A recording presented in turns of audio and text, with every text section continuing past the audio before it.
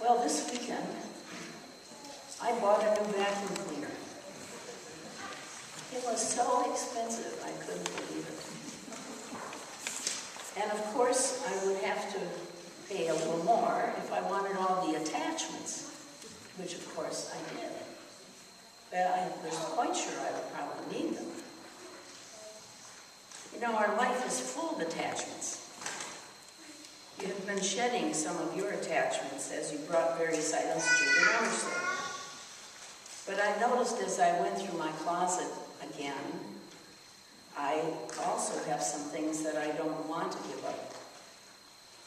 The sleeves of my Danish sweater have already been repaired, and its wool is now too coarse to be comfortable, but I keep it.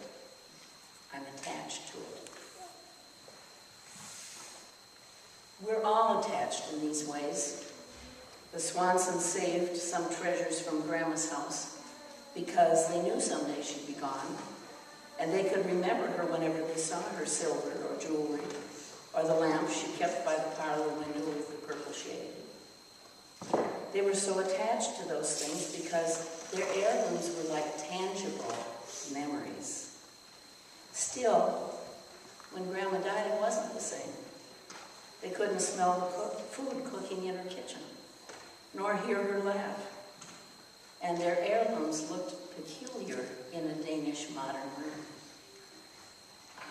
Brian was successful, a young professional with talent and ambition. He has a sports car now and a condo by the lake, and he's learned to cook gourmet. He's scrupulously fair in business dealings and tries to spend at least an hour a week with his mom. He gives to the church 10% of his income off the top. But now and then he sits quietly by that lake and wonders what life is about. And how does one feel more connected to the flow of God?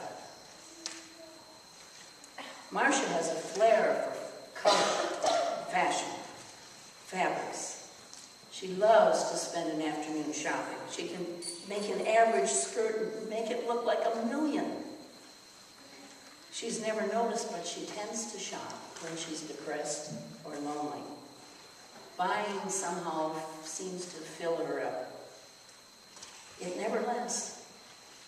The clerks don't offer love for sale, and there is no clearance on immortality. The Smiths had to scrape as a couple young in order to buy their first home. Somehow life seems more secure now, predictable, manageable. They painted the house and put in a fence and redecorated the living room and the den. Occasionally they realize that it isn't the house which makes them feel secure. It's the people in the house that they need most. And George is an executive and he values hard work. He's long since bought and sold and then bought another home. Now he lives in a wooded area in the suburbs. He's attached to something less apparent. He loves an idea. He's like a teacher who believes that the world can be changed entirely by education. George believes in an economic system as an answer to all questions and problems anyone might have. George is attached to his idea. And the rich young ruler was like all of these. He loved his possessions, his home, his standing in the community, his ability to earn an income, the ancient relic passed on to him by his grandfather. Yet from time to time, as he sat by the lake of Galilee, he wondered what life was for. Why didn't he feel closer to God? He gave 10% of the tithe to the temple. He respected and helped his parents. He obeyed the commandments. He worked hard. Why did he feel so detached from God? What more did he need to do to have eternal life? And we're like all those people. We want to feel secure. We want to feel less lonely or less stressed. We want to have people think well of us. We'd like to be remembered someday for being a good person. We'd like to figure out how to solve the world's problems, the hunger of the innocent, the alienation of countries, estrangement in families. We want not only to enjoy life, but to understand it and to attach ourselves to God in such a way that we feel at ease about life. How shall we feel secure and satisfied?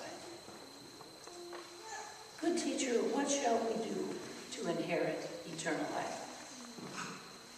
To inherit a sense of attachment to you and to who is our Creator. How do we link our spirit with God in such a way that God will be present in every event and moment of life? How would Jesus answer us today? Jesus would say, you're looking in the wrong direction. You're looking inside yourself and your abilities. You're looking to the outside attachments of life, possessions and homes, and your economic and political ideas. You're looking to find God by being good, and none of those will work. Good people, says Jesus, you're already secure. You don't need a home to do that for you. God does. God will stand by you if your home burns, or it gets repossessed, or it gets too small for your growing family. God is security, because God cannot be taken away. God chooses to be with you through all events and for all